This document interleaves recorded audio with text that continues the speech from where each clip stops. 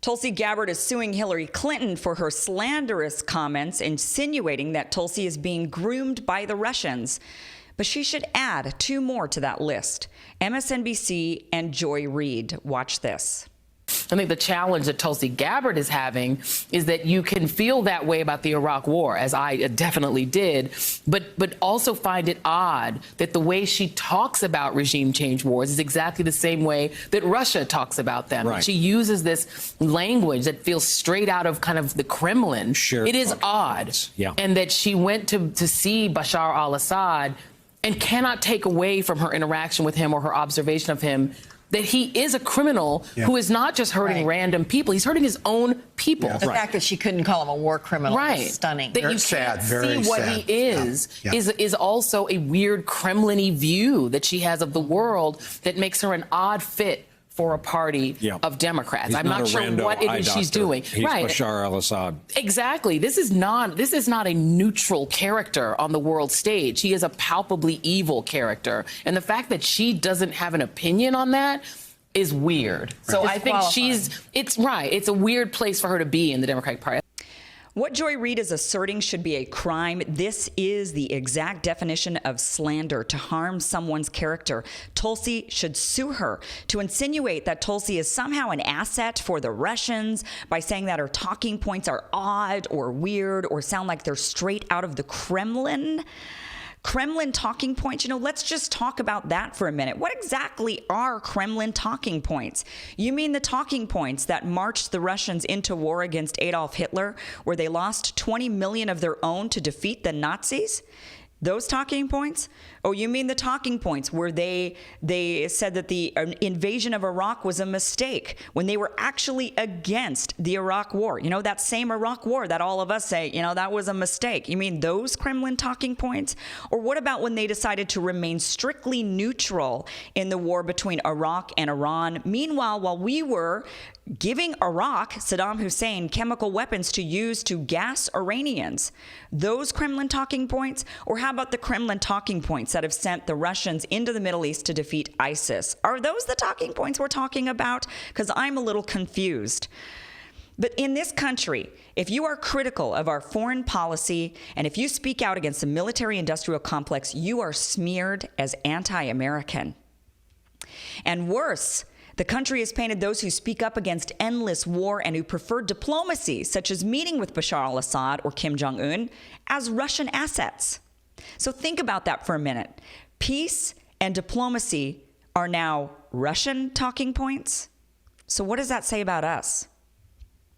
It shows us that when Tulsi Gabbard says the Democratic Party is no longer for, of, and by the people, she is not wrong.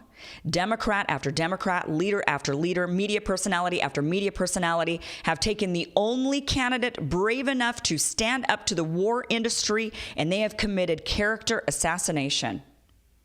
Meanwhile, as her message continues to spread, guess what?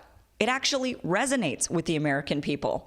Her individual contributions have continued to roll in, and she's climbing in the polls. The latest Suffolk Globe poll put her at 6% in 5th place, just behind Joe Biden.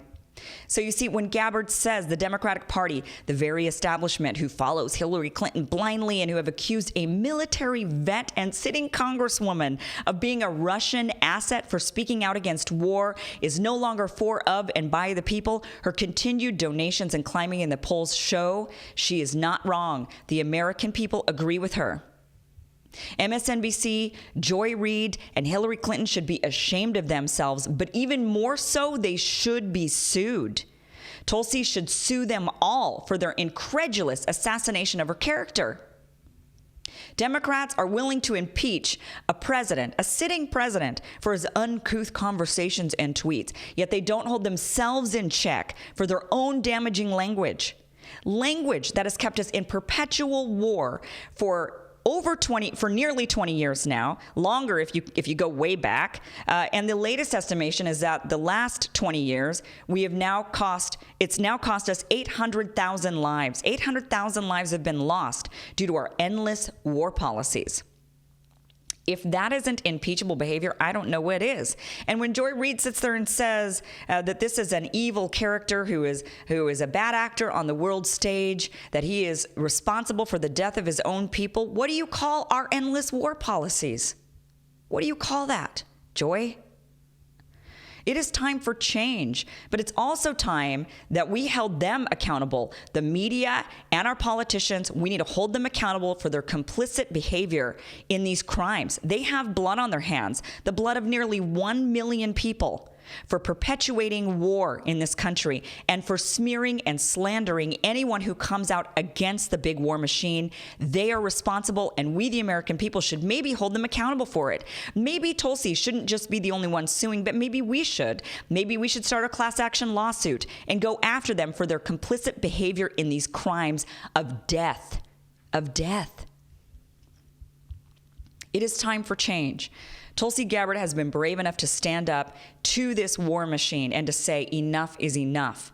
We cannot continue down this path. Meanwhile, you've got candidate after candidate, media personality after media personality, and politician after politician smearing her and making the message of diplomacy first, somehow a Russian talking point.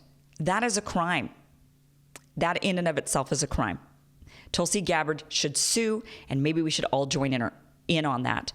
By the way, Tulsi is gaining support. She does need to make that debate stage coming up here in December. She needs just a few more thousand individual donations. If you have not contributed to her campaign, even $1 or so will do. Of course, if you can do more, that's better for her campaign because it helps her get that message out.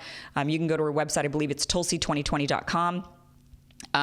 She still needs one more poll in order to make that debate stage. And unfortunately, this latest Suffolk Globe poll didn't count. Even though she got 6% in it, it doesn't count because they have arbitrary rules on which polls they decide will work and which ones don't. And apparently this one doesn't. So we'll see if she gets another poll. I do think she will. We'll keep our fingers crossed because it is absolutely essential that we get this message out in this country, that we start to stand up to the military-industrial complex and we say, we have had enough.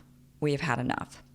Thank you so much for watching this channel. Please subscribe, hit the bell. If you're new to this channel, I do often talk about war and terror, and whenever I do, I get demonetized. I do appreciate your support. I do have links below to PayPal and Patreon. Thank you so much for watching.